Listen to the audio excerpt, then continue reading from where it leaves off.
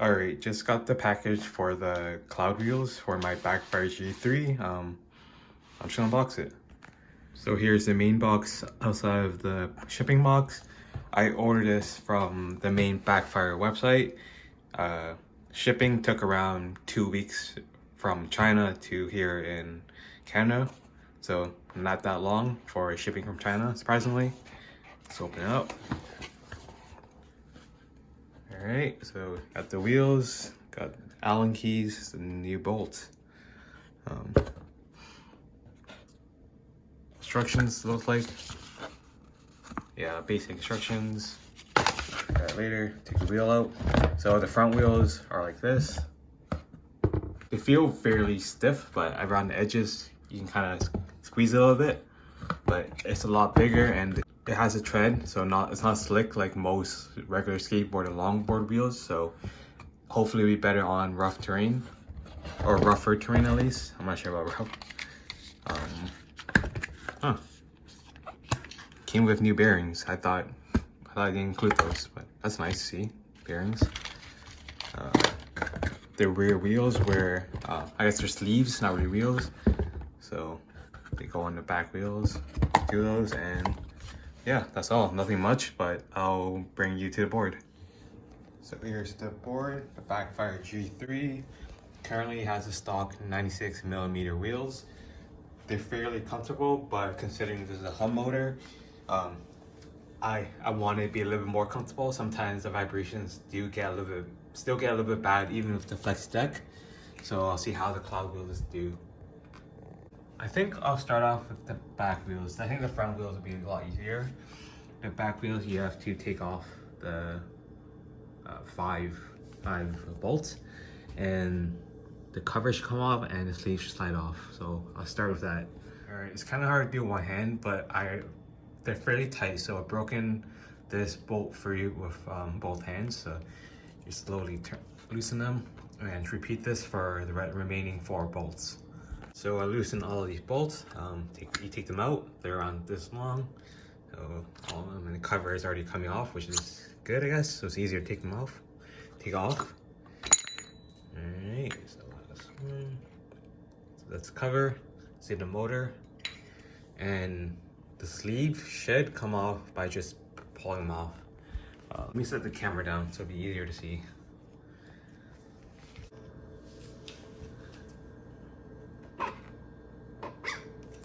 So here it is. Came off very easily. You see where the bolts slide into, and the motor. So the bolts line up with these holes here. Yeah, so stock wheel. Let me take one of the Cloudwheels out.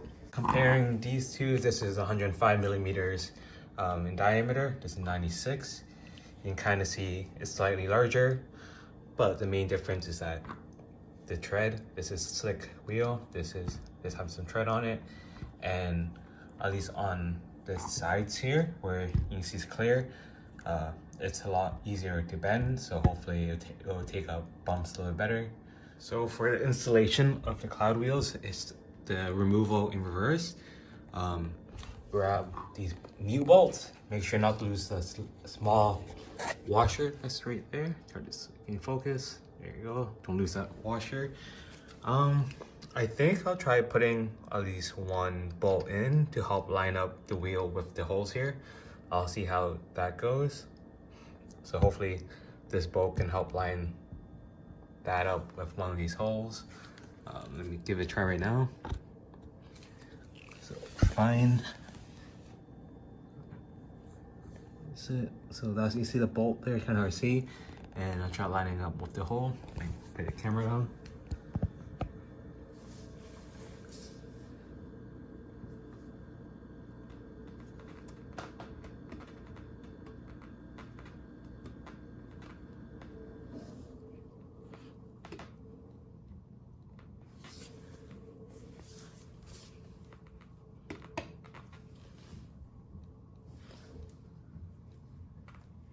All right, the wheel is mostly in. I'm not sure if it's actually lined up properly, so I'll start turning the screw, see if it goes down. And surprisingly, it's actually lined up. Wow, that actually worked.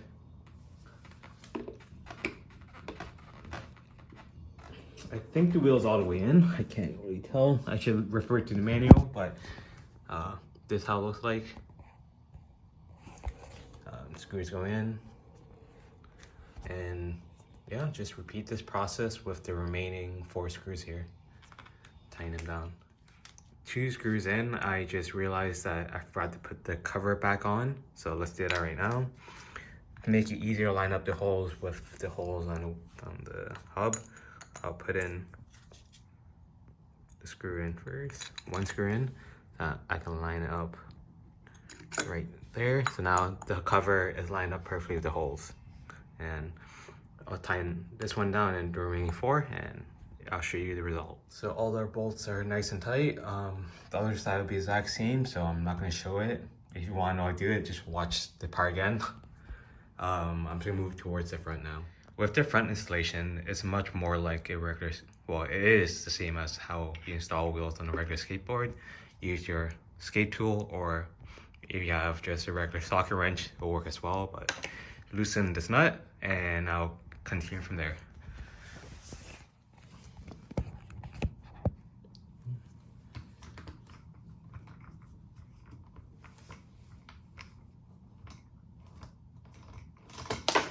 Okay, well, that's one way to do it. The nut is off. Take the wheel off. Be careful not to lose the washer. It's on here. Don't lose that washer. It's easy to lose. It's in between the nut and the bearings. So the washer here. Don't lose that. And here's the original wheel. Since the new wheels came with new bearings, we're not gonna take these out. Just leave the old bearings inside. But we keep the nut and the speed ring. So here is the new bearings that came with. So there's one of the bearings. You can pour it out. It came with the insert in the middle, and another bearing. So there's one more for the other side. Grab the wheel. So here's the wheel, the front wheel. To install the bearing, you can first place one bearing here, and I guess we can do the back side first. And you just push down until it seats in. You feel it stop moving. This is the main basic idea of installing it. Alright, so I don't hear anything moving anymore, and look, it's nice and flush. For the front side, front bearing, don't forget to put the insert in, because after you put the bearing in, you can't put this back in. Slide it in there. So that's the insert, and now put the bearing right there. And since these bearings are both covered on both sides, it doesn't really matter which sides go face outside or inside, because you know there's rubber covers on both sides. So push in by hand first, and now line up. Try to bump the sleeve around until it's centered so that you can slide the wheel on. Right there. Same process. Just push it in. Sorry for my shaky camera work. I'm trying to do this with one hand. Now it feels like it's in. Look outside. Well, it's not in yet. Yeah, just give it a few hits, maybe. Well, that worked, and now it's in. Nice and flush. And let's reinstall the wheel. So line it up. Make sure the insert is lined up as well. Nice smooth, you see. So don't forget the speed ring here. So I'm doing the other side front wheel, and I didn't realize that on the back end of the I guess the axle here, there's also this washer. If it's, in my case, it got stuck on the back of this wheel. So if you don't see a washer here, make sure to check the back of the wheel that this washer is on the truck. Just don't forget that step. There's actually one more step I forgot to mention after you have all the wheels installed. is that you have to calibrate your board for the new wheel diameter. At least for the Backfire G3, there's an option in the remote to calibrate it instead of 96mm stock wheels to 105. And to do this, you have to hold the power button on the remote and the power button on the board at the same time for 5 seconds, and you enter the setting menu here. So I'm going to do that with the camera down because I can't do that with one hand. So I'll show you when the menu switches. Alright, so I just held the power button and the power button on the remote for 5 seconds at the same time.